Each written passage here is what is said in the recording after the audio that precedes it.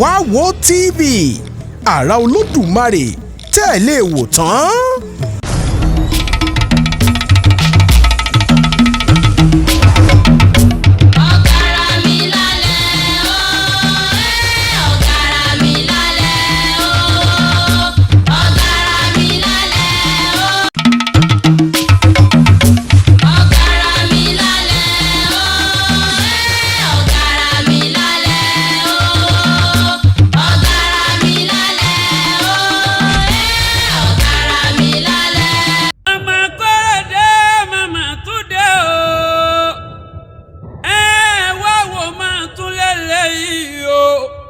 Ọ̀tọ̀pinpin iṣẹ́ ìwádìí ara tó bá dáníwáyé gbé kalẹ̀ sáyé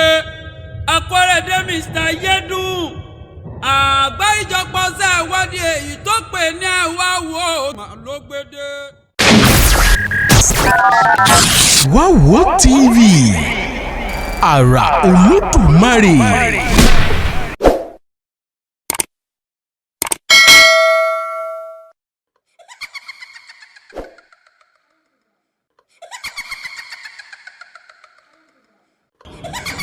Ààrẹ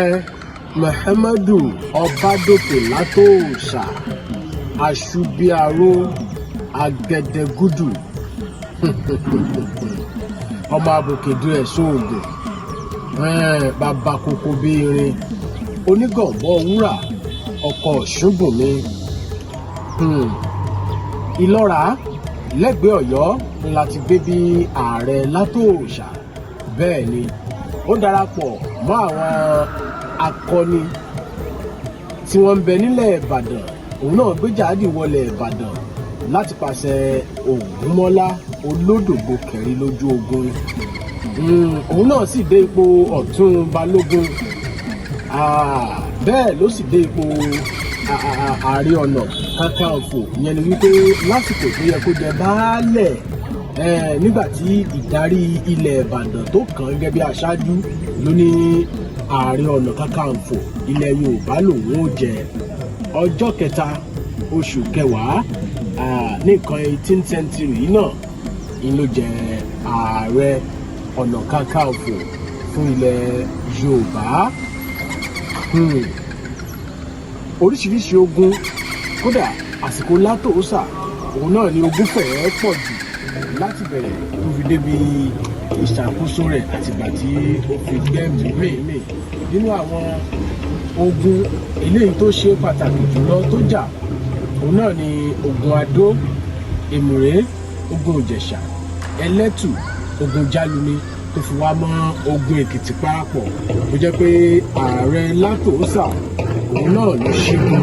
fúnlẹ̀ Ìbàdàn òun náà tún padà lọ bá wọn ní ojú ogun yìí ìyẹn ojú ogun Èkìtì parapọ̀ ṣùgbọ́n nígbà tó di inú oṣù kẹrin 1880 ìlú náà gbéra tó lọ darapọ̀ mọ́ wọn nígbà tí ọ̀tẹ̀ ti ń pọ̀ lójú ogun yìí ọ̀tẹ̀ ti ń pọ̀ àmọ́ ní ọjọ́ kọkànlá oṣù kẹjọ ọdún 1885 òun náà ni ààrẹ Látòòṣà ló fọwọ́ rọrí kú ní Igbó Elébòlò tá a túmọ̀ sí Ìbú Látòòṣà ìyẹn ní ìbẹ̀sí ilé ní ojú ogun Kírìjì wọ́n sà wọ́n sì gbé wálé lẹ́yìn ọdún méje ọmọ rẹ̀ Sànúsí ọ̀kan nínú àwọn akọni iná ni ó gbé wálé àti àwọn akọni ọdún méje ni ló fi wà ń bẹ̀ wọn kó fún ẹ̀yà ni wọn fi kẹ́míkà Emmanuel àwọn bàbá wa ni wọ́n lọ ìmọ̀ ìjìnlẹ̀ sáyẹ́ǹsì alábẹ́lé ọgbọ́n inú àtinúdá wọn kó tó di pé wọ́n gbé bàbá wálé tí wọ́n gbé bàbá wálé.